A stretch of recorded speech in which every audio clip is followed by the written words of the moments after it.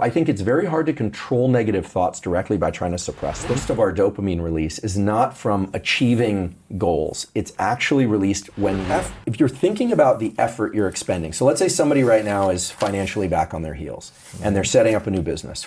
To what extent does our subjective narrative actually mean something for the body?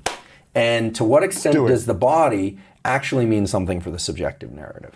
So this gets into some areas of work that we're doing now, and so I do want to highlight that it's ongoing work. But I think, the old narrative, meaning 10 years ago, was that if you're feeling depressed, just smile. Well, if that worked, right, we would have a lot less depression than we see out there. Right. Now, people actually who are depressed just aren't smiling as well. Right. Like when you change your physiology, doesn't it also start to change the way you think about yourself a little bit?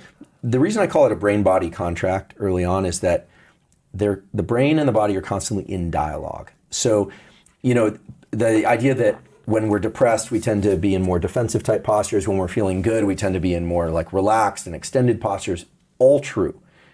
But it does not mean that just by occupying the extended posture that I'm going to completely shift the mind. Right. That's a first step. Think about like two interlocking gears. It's one gear that turns the other, but then they need to kind of dance together before you can get the whole system going. So there is one way in which subjective thought and deliberate thought is very powerful over states of mind and body. Thoughts happen spontaneously all the time. Mm-hmm. They're popping up like a poorly filtered internet connection. But thoughts can also be deliberately introduced. For instance, right now, I can say, okay, have a thought that just decide to write your name, and you can do that. I'm going to decide to write my name, and you can do it. So that's a deliberate thought, which says that you can introduce thoughts. So I think it's very hard to control negative thoughts directly by trying to suppress them. Generally, they tend to just want to continue to geyser up all the time. But we can introduce a positive thought. Can you think of two thoughts at the same time? Probably not. So you can only have one thought at a time. Right, but they come very fast. But it comes and goes. Right. So you have to constantly be intentional and deliberate about what you think. Right. Otherwise, and a spontaneous thought will pop back in. That's right. Based on your experience, based on sensory, based on how you're feeling or perceiving something, your environment, it's just going to keep popping in. Right. So how do we deliberately have a positive thought more often? Right. So I'm a big fan of wellness, and I think it's a great community, but it tends to run in absolutes, and there aren't a lot of operational definitions, as we say in science. And what I love about your questions, you're asking for really getting to the meat of things, asking for the operational definitions. One of the most dangerous ideas in wellness and in popular psychology is that your body hears every thought you have. What a terrible thing to put on people. What a challenging thing. I don't think people should try and suppress their negative thoughts. I think there is great value, however, to introducing positive thought schemes. Now, the reason is not because I think it's just because I think so, but because there's actually a neurochemical basis for controlling stress and actually making stress more tolerable and extending one's ability to be in bouts of effort. And that relates to the dopamine pathway. So the molecule dopamine is a reward. It's released in the brain when you win a game, you close a deal, someone likes your photo, the great love of your life, you complete something.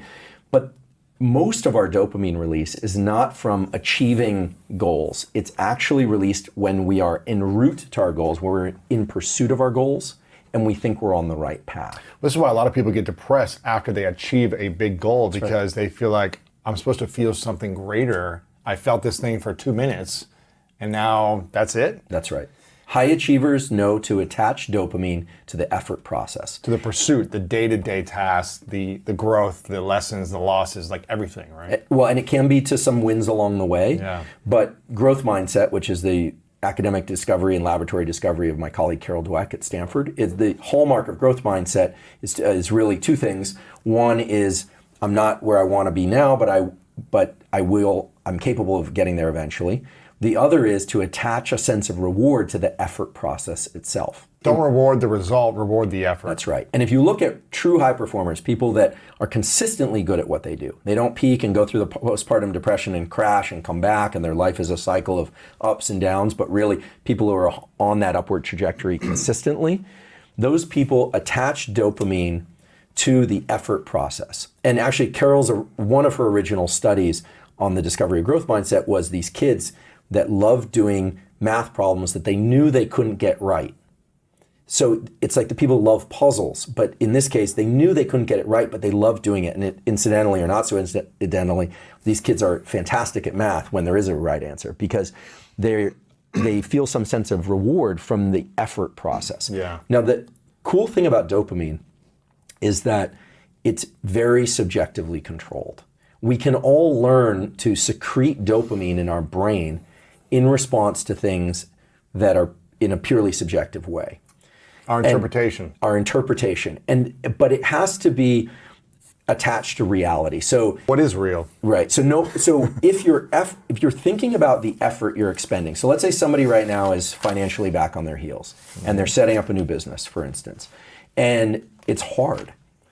If they can take a few moments or minutes each day to reflect on the fact that the effort process is allowing them to climb out of their hole potentially, that it's giving them an opportunity, that it's somehow they are on the right path, or if they're not in movement along that path, or at least oriented on the right path, they're not lying in bed all day. They're taking a step forward. They're taking a step. If they can reward that process internally, two things happen. First of all, the brain circuits that are associated with building subjective rewards and dopamine get stronger, so you get better at that process. And second, and most importantly, dopamine has an amazing ability to buffer adrenaline and buffer epinephrine.